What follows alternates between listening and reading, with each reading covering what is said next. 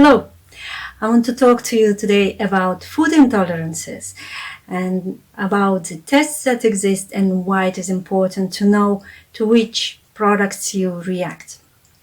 I'm Olga, hypnotherapist and coach, and I want to explain you why it is so important to test yourself for food intolerances and eventually exclude products from your diet that you are reacting to. So the first time I heard about food intolerances from this wonderful book of German author Julia Enders. She was very young. She was still a student when she wrote this book, and it is still a bestseller in Germany, and it is translated in many languages. So it is called in English. It is called God. It is translated in many languages and also in English. So this is really fun to read book. It contains a lot of valuable information, and it is given in a very easy to digest manner, and also with humor. Very nice to read. So from Julia Enders, I heard the first time about food intolerances and how the gut health affects all our health. So our digestion gives us the whole body gives the food that it is needed. And if you take any product and you see a nutritional value, what you know only is only potential, right? What factually will be absorbed in your body, digested, it depends on the health of your digestion. And also that the health of our gut determines our also immune system, and so our microbiome in the gut is a big part of our immune system. So it is very important to keep it healthy. Okay, so there are several ways to determine food intolerances, and I will talk to you about three ways. Known ways, and the first is test for immunoglobulins, and you can buy a test and do it at home, or you can find a specialized lab which performs such tests. And immunoglobulins, they are actually antibodies. So you can imagine if you are intolerant to certain foods, your body, your immune system continuously reacts to this food. It is like a war inside you, constant. Your immune system fights the food you eat as if this was infection. Okay? And you can imagine that this inner war inside you leads to diseases. If it is ongoing, to autoimmune diseases or other diseases, your immune system will be low, you will be down, or you will have autoimmune disease and overreaction of your immune system. So it's very important to determine your food intolerances. And I have done such immunoglobulin tests a long time ago after I read this book, and I determined that I react to wheat, rye, and milk products, which I excluded from my diet, and I was able to restore my gut health because I had symptoms for a long time of irritable bowel syndrome. Okay, so this is easy. Next is indirect. It's a blood test, right? So the next one is bioresonance, and it is quite exciting because I did it recently, bioresonance test. And I did it because of my children who are afraid to have even small, they're afraid to be taken, to give blood, right? So I choose this test because it can be done on hair, and you need just 3-4 pieces of your hair, very little, no problem if you don't have many. And these are sent to special lab. And after a couple of weeks, you receive your results. So I did this test, and we did it on the whole family, 4 people, because it is so affordable compared to immunoglobulin. It test. Okay, so that was very useful for me because I did it also because then I wanted to compare and see if it makes sense, because I tried to find scientific information, scientific proof for this test, and it was not possible. There are no studies proving that this method works. But then I saw in one of the forums in discussion about bioresonance tests a very reasonable answer. An opinion of this person was, there are many things which science is not able to explain yet, but it doesn't mean that it doesn't work. Also, there are many discussions about homeopathy, and many people don't believe in it, and some believe in it, but there are many studies showing that it works, though it's not explainable how yet. So that's I decided to do this test and see myself what results I get. And the results were very logical for me. Okay, so I will go through the results and give some explanation which made sense for me, so much sense for me. And so my own results showed, the results I divided in a few parts. And the first is reaction to foods, the reaction on non-foods, then missing minerals and vitamins, and the last part is sensitivity to metals. Okay, so reaction to foods was acute reaction to foods was rye, which I knew from immunoglobulin test, lactose, which I knew that I react to milk from immunoglobulin test, also spring onions, and salmon. So interestingly, so I had also the result from immunoglobulin tests that I react to wheat. It was not on the list, but interestingly, I don't eat wheat since I tested, but I really love rye bread, sourdough rye bread, and this I kept eating from time to time, and it seems that the bioresonance test picked up rye. Okay, salmon also I eat weekly. I liked salmon. Yeah, and now I skipped it for a while from my diet, but it made sense and confirmed immunoglobulin test. Then there was the test for non-foods. The results for non-foods showed that I react acutely to ficus plant, and I have one at home. And it's not just that I have it, I always sit under it when I was reading, when I was learning. So I gave it away. And interestingly, I already for a long time I had reactions, some itching nose, my skin was cracking and bleeding for a very long time. But since I gave away this ficus, it stopped. Okay, so this confirmed me too that this was the right tip for me. Okay, then the part of missing vitamins and minerals. So I don't show the test itself because it is in Dutch language, and I intended first to show it, but then I thought it doesn't make any sense to show Dutch test because I need to translate it anyway.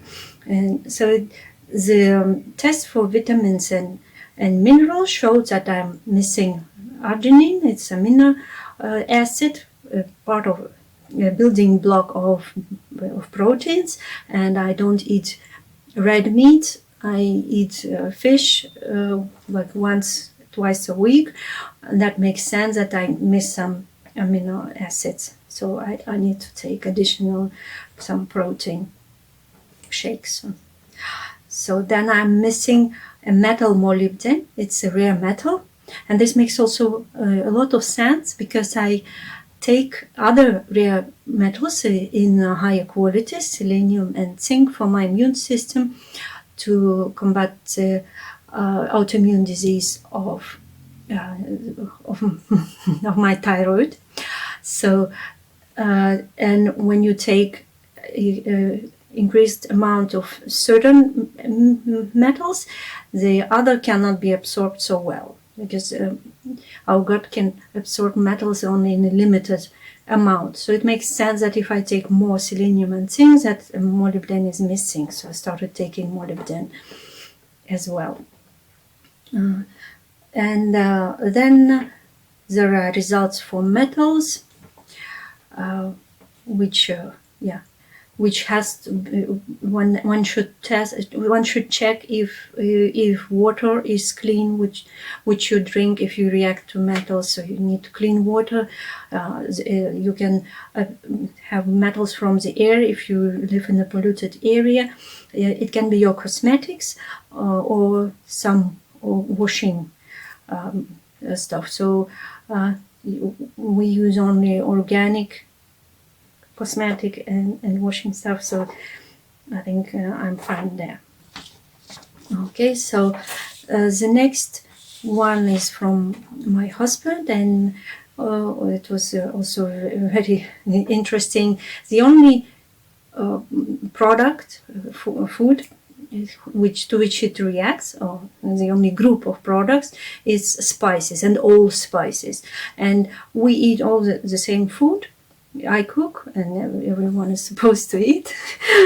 Unfortunately, for the exception that he always uses, he puts spoon-wise chutneys and spices to add more taste to the food, right? So it is really with each meal he used to do it, and he has this reaction to all spices. So he stopped now for taking so much spices. Then non-food, again, some list of plants which are not that common here. Also, we don't have them at home as home plants. Then the missing minerals and vitamins, he says again, only one, and this is kalium. And kalium is usually not missing in foods, but you can lose it when you do sports and sweat. So when you sweat, you lose minerals and kalium, especially kalium. And he is the only one in our family who does a lot of sports. He does running, and he runs like half marathon each week, once a week, and runs even more. And that was very logical that he missed kalium, so he takes kalium now. And there are some, again, lists of metals to which he reacts. Then one of my children, she reacts to milk products, and that was also very logical. She drinks much milk, and that was a good tip to test, to exclude milk from her food. Not among non-foods, different plants which are not in our home or not in our garden, so we didn't do anything about it. And then minerals and vitamins that are missing was also very interesting and logical. So she misses creatine and isoleucine, which are amino acids, and those are building blocks of proteins, and she's vegetarian already for a couple of years. So she's missing protein, and is taking now also protein shakes. Then she's missing one of omega-3 acids, and that's also logical because she doesn't eat so much fish, and she needs to take it additionally. Also, as a result, showed vitamin B3 or niacin, which is also mostly found in meats.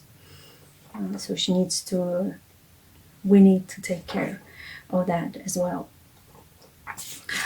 And my second child, she also very logical. She showed strong reaction to food intolerances for gluten. And she's in our family as a bread lover, pizza lover. She can eat 3 times a day only bread and pizza.